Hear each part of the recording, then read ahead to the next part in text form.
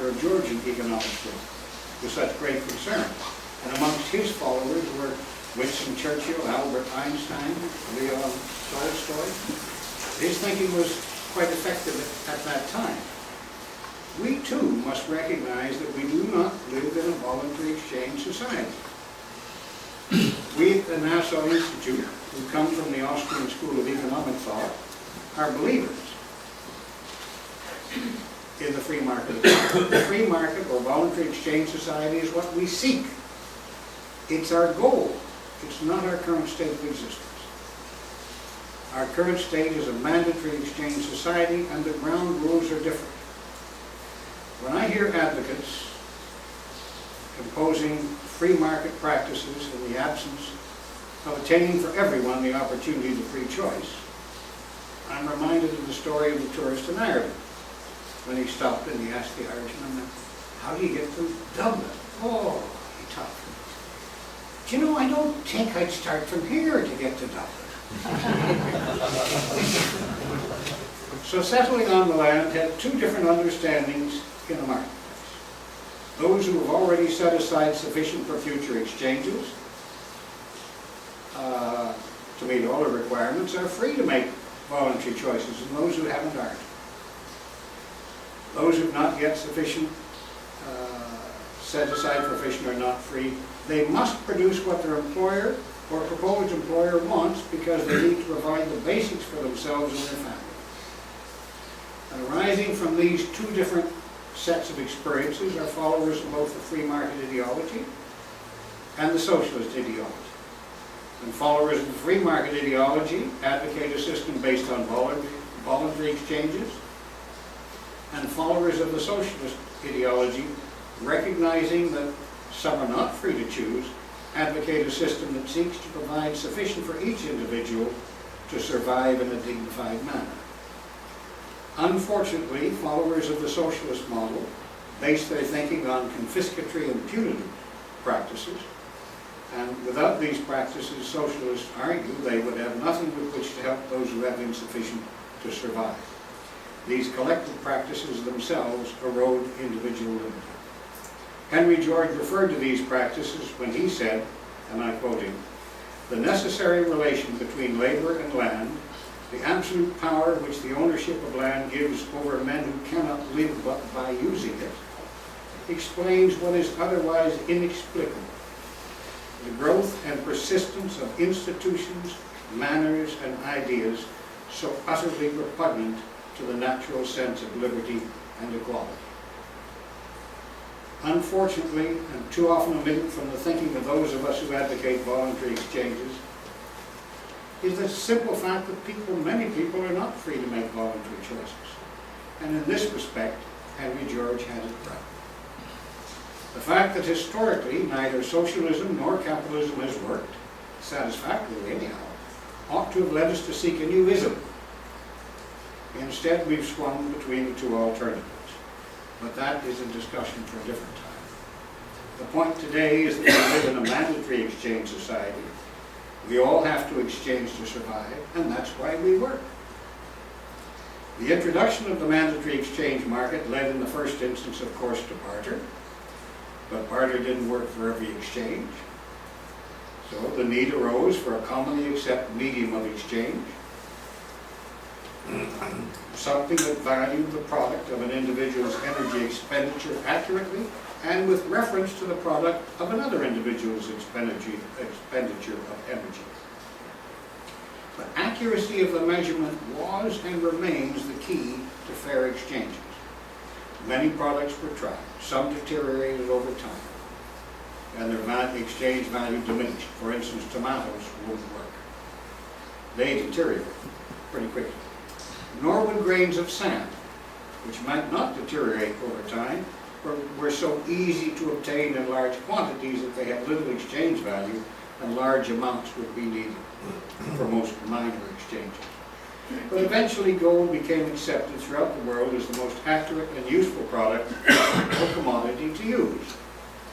It did not deteriorate over time. It's homogeneous.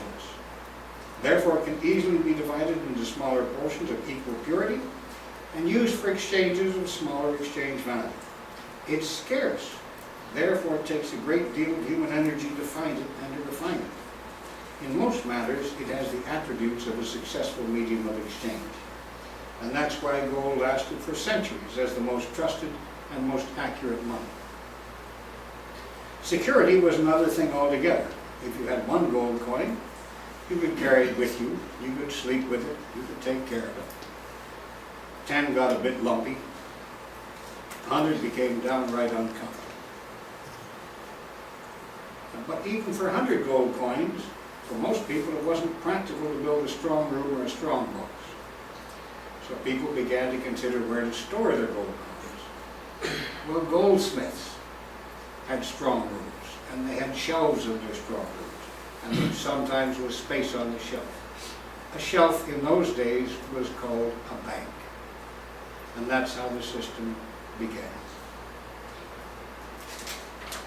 Some people began to store their gold on the bank at their local goldsmith, and goldsmiths, of course, would charge them a fee for this storage. And the goldsmith would give each person storing gold with them a receipt for the amount of gold stored, and a form upon which they would accept instructions to deliver that gold, or part of it, to someone else. Today we call that form. Those who stored their gold on the bank of their goldsmiths found it very convenient and believed it to be secure. The practice grew, and goldsmiths who stored gold for others eventually became known as bankers, and their businesses as banks. As their businesses grew and more people stored their coins with them and their shelves became fuller and fuller, banks soon noticed that as people brought new coins for storage and others withdrew their coins or issued checks which they paid, only the first few rows of coins moved. The stuff at the back didn't move. It gathered dust. Some came and some went, only from the first few rows. Bankers, driven by their own greed, soon began to take some of the gold coins which sat at the back and lending it for usury or interest, as we call it today. They reasoned that no one would be the wiser, and they could return it before people to whom might notice or wish to claim it back. The bankers then knew full well what they were doing was wrong, fraudulent, and illegal. They also knew that if this treachery were to be discovered, they would no longer be trusted to store people's money. Therefore, they developed the practice of always behaving impeccably, appearing to be circumspect, and extremely prudent. This was the beginning of the need to maintain confidence in banks. Of course, the reason it became necessary to maintain confidence in the banks is because there was absolutely nothing within them at all that instilled any confidence. The banks were misrepresenting the amount of gold they had on their shelves and for which they'd issued receipts. What fraud? What misrepresentation, you may well ask? Well, the person who stored a gold coin would have bought something with it, and the seller would have received the gold coin in the exchange and would have lodged it with the bank for safekeeping. The seller would then receive a new receipt for it, but the original depositor would also have been given a receipt for the same coin. Thus, the banker would have issued two receipts against the same gold coin. This is a clear misrepresentation, a clear fraud. As the volume of deposits increased, bankers began to issue standard receipts. They would pre-print a number of receipts for perhaps 1, 2, or 3 gold coins each, and payable to the bearer. So when one or more gold coins was depositors, bankers would give depositors one of these pre-printed receipts with a precise number of gold coins already printed on.